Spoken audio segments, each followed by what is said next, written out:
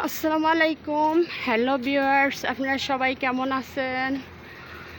তো আশা করি সবাই ভালো আছেন। আলহামদুলিল্লাহ আমিও ভালো আছি। সাত সকালে চলে আসলাম ছাদ বাগানে এসে প্রথমে আমার গাছগুলো দেখি কোন গাছটার কি পরিচর্যা নিতে হবে। তো এসেই দেখি যে গাছেতে এখন যেই পরিমাণে কেচ্ছাকেন না, গাছের মাটিগুলো একদম নষ্ট করে ফেলাইতেছে, যার কারণে আমার এতে দিতে হবে নিম খোল। তো নিম খোলের পানি প্রত্যেকটা গাছের গোড়ায় গোড়ায় আমি দিয়ে দিছি, কারণ লেবু গাছের গোড়া তো জানেনই কীরকম, লেবু গাছ নিম খোল পছন্দ করে। আর আম গাছে দিছি সাদা পানি, কারণ আম গাছে নিম খোল দিলে পাতাগুলো পুড়ে যায়। তা আম গাছে আমি নিম খোলের পানি দেই নাই, সাদা পানি দিয়ে দিছি। আর 2 দিন আগে আমি এতে কীটনাশক দিয়ে দিছি, যাতে করে পোকামাকড় না হয়, তাই কীটনাশক দিয়ে দিছি। এখন সাদা পানি দিছি, আম গাছের গোড়ার ভিতরে সাদা পানি দিয়ে দিছি। আর বাকি সব যে গাছগুলো আছে, আনার গাছ, এই দেখুন আমার বিচি থেকে লাগানো গাছে এই যে ফুল ফল আসছে। তো ফুল ফল আসছে, এতে আমি কীটনাশক দিয়ে দিছি। আর এটা আমি নার্সারি থেকে আনছিলাম। এই দেখেন পাতায় পাতায় কুড়ি আসতেছে, ফুলের কুড়ি, এই যে ফুলের কুড়ি আসতেছে, এই যে ফুলের কুড়ি আসতেছে, ফুল মাশাআল্লাহ গাছ ভর্তি ফুল আসছে। তো আমি এখন এর ভিতরে নিম খোলের পানি দিয়ে দিছি প্রত্যেকটা গাছের গোড়ায় গোড়ায়। তো এখন যেটা দেখা যাচ্ছে যে এখন আমার প্রতিটা গাছের গোড়ায় নিম খোলের পানি দেওয়া হয়েছে। এখন আমি আমার একটা কলা গাছের মুচা কাটবো। তো ভাবতেছি ভাইয়ারা আপুরা দেখুন, আমার ছোট্ট একটা কলা গাছে ছোট্ট একটা ছড়ি আসছে। এই হয়েছে সাগর কলা।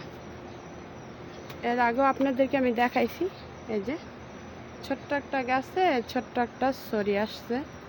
তো এখন আমি দিব এই পাতাটা কেটে দিব, যেহেতু পাতাটা আমি পিঁপড়া ধরতেছে। আর এই মুচাটা কাটবো, মুচাটা কেটে দিলাম।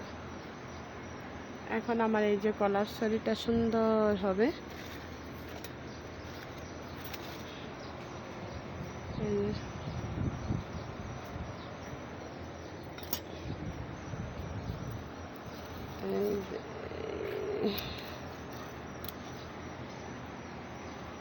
এই দেখুন আমার ছোট্ট একটা কলা গাছে ছোট্ট একটা কলার ছড়ি, সাগর কলা।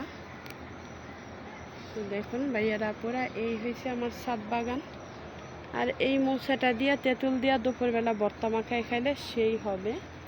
তাই আমি এটা এখন রেখে দিব, দুপুরবেলা আমি এটা তেঁতুল দিয়া এই মশাটার ভর্তা করব। এই হচ্ছে আমার ছাদ বাগান।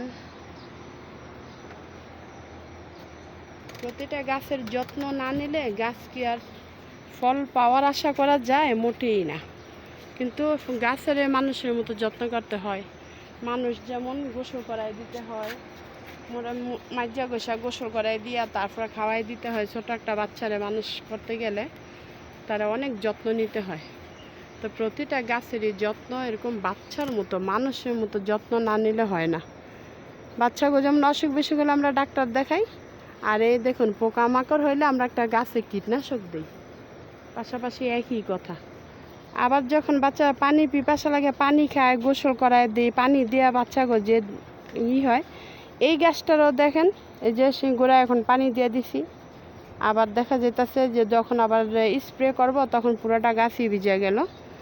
এই দেখুন আমি কীটনাশক হইলে মানে একটা বাচ্চার মতো যত্ন করতে হয়। গাছের খাবার দিতে হয়। যখন অসুখ বিসুখ হয় তখন বাবা মা কী করে, প্রথমে টোটকা চিকিৎসা করে। কিছু আছে দুবরা গাছ দিয়ে দেখি অনেক সময়ই, বা নিজেরাও করি, কোনো সমস্যা হলে দুবরা গাছ সেচা রস খায়। আবার গ্যাসের জন্য দেখা যাইতেছে যে এই পাতা ওই পাতা সেচা রস খায়। এরকম কীটনাশক পরবর্তীতে জৈব সারও দেওয়া যায়। যেহেতু এখানে আমরা নিম খোলে পানি দিয়েছি, এখানে কোনো পোকামাকড় হবে না। তারপর এই যে কচি কচি পাতাগুলো যখন বের হয় গাছের থেকে, তখন এই যে পোকামাকড় আক্রমণ করে গাছের পাতাগুলো নষ্ট করে ফেলায়, তখন এতে ওষুধ দিতে হয়। তো মানুষের মতো যত্ন করতে হয় গাছেরও, যত্ন করলে তাহলে এটা ফল পাওয়া যায়। তো গাছের মতো মানুষের মতো যত্ন না করলে গাছের ফল ফুলও পাইবেন না। তো এই দেখেন মাসাল্লাহ দিলে আমার এই কাতিমুন গাছটার মধ্যে যে কতবার মুকুল আসছে হিসাব নাই, যতবার আসছে ততবারই আমার ভিডিওর মধ্যে আপনাদেরকে দেখাই।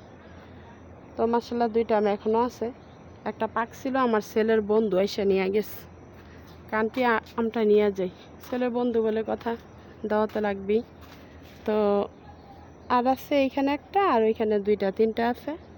আর এর ভিতরে এইখানে আমি কীটনাশক দিছি 2 দিন আগে। কীটনাশক দেওয়ার 1 সপ্তাহ পর আবার দিতে হইব আপনার বোরন সার স্প্রে না করলে কোনো ফল ফুল আসবে না, ধরবে না। আমার লেবু গাছও অনেক ফুল ফল আসছে, তো সামনে আরও ফুল ফল আসবে আশা করি। তো এখন ছাদ বাগানের এই গাছগুলো যত্ন নিতে গেলে কতটুকু একটা টাফ ব্যাপার। তো আমি প্রতিদিন সকালবেলা উঠে যতটুকু পারি যে কটা গাছের যত্ন নেই, তারপরের দিন আবার অন্য গাছের যেগুলো গাছের নিতে পারি না ওইটা আবার পরের দিন নেই। এরকম করে আমার এই ছাদ বাগানের কাজ ধীরে ধীরে চলতেছে। এখানে আছে একটা আমলকি গাছ, তো আমলকি গাছটাও একটু টপটা আর একটু বড় দিতে হবে। তো আপাতত নতুন আনছি বিদায় মাটির টপে দিয়ে দিলাম। তো আর কয়টা দিন যাক, যেহেতু এই যে নতুন নতুন কুড়ি ছাড়তেছে, ডালপাল ছাড়তেছে, এই গাছটারও একটু বড় একটা কিছুতে দিয়ে দিব। আর সাথে আছে এখানে আমরা গাছের ওই দেখুন কালকে 2 দিন আগে কীটনাশক সবগুলোতে দিয়ে দিছি। এই দেখুন আম গাছের পাতার কি অবস্থা, যার কারণে আমি কীটনাশক দিয়ে দিছি যাতে আমার গাছটা সুস্থ সবল সুন্দর থাকে। তো এই 4টা পাতা একদম কি চুষি পোকা এসে চুষিয়া পাতাগুলোর রস খাইয়ে ফেলাইছে, যার কারণে পাতাগুলো আর আমি রাখবো না, পাতাগুলো আমি সাফাই করে ফেলে দিব। এই যে দেখছেন কি অবস্থা করছে আমার আম গাছে। আর এই পাতাগুলো না থাকলে দেখেন গাছটা কত সুন্দর লাগে। আর সবেদা গাছে, সবেদার মধ্যে একটা সবেদা ভালোই আছে, আরেকটা সবেদার মধ্যে সাদা মাছি ধরছিল, কীটনাশক আমি দিয়ে দিছি, আশা করি আর এটার কোনো সমস্যা হবে না। আর আরেকটা সবেদা, এই যে ছোট্ট একটা সবেদা আছে, এটা এখনো বড় হয় নাই, আরও ফুল ফল আসবে আশা করি। এই ছাদ বাগানে গাছ লাগাইলে অনেক যত্ন নিতে হয়, শুধু আপনি গাছটা লাগাই দিয়ে বসে থাকবেন তাতে তো চলবে না।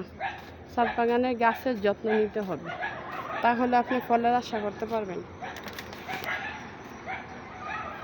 তো ভাইয়ারা আপুরা, আজকের জন্য আমি এখানে রেখে দিব।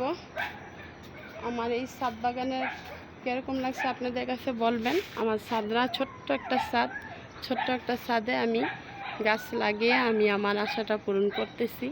আমার অনেক শখ ছিল বড় একটা ছাদে, আর আমি বেশি বেশি গাছ লাগাবো, সুন্দর করে ফুল ফলের গাছ লাগাবো, কিন্তু ফুলের গাছ খুব কমই আছে, ফলের গাছ বেশি। তো ফুলের ডালা থেকে চারা করছি, আপনাদেরকেও দেখাইছি, বুগেনভেলি গাছের ডালা কেটে আমি চারা তৈরি করছি। চারা হয়েছে, অনেকগুলো চারা হয়েছে। আর এখানে কিছু ডালপাল দিয়ে চারা করছি, এখান থেকে একটা গাছ, এই যে কবুরি ফুলের গাছটা একটা হইতেছে, বাকিগুলো হবে কিনা জানি না, তবে আশা করি হইতেও পারে, হইতেও পারে। আর এইখানে হচ্ছে আমার ড্রাগন ফলের গাছ। তো ভাইয়ারা আপুরা, আজকের জন্য আমি এখানে রেখে দিলাম। আপনারা সবাই আমার জন্য দোয়া করবেন, আমিও আপনাদের সবার জন্য দোয়া করি। আশা করি সবাই ভালো থাকেন আর আমার জন্য দোয়া করবেন। আমি আজকের জন্য এখানে রেখে দিলাম। ওকে, আল্লাহ হাফেজ।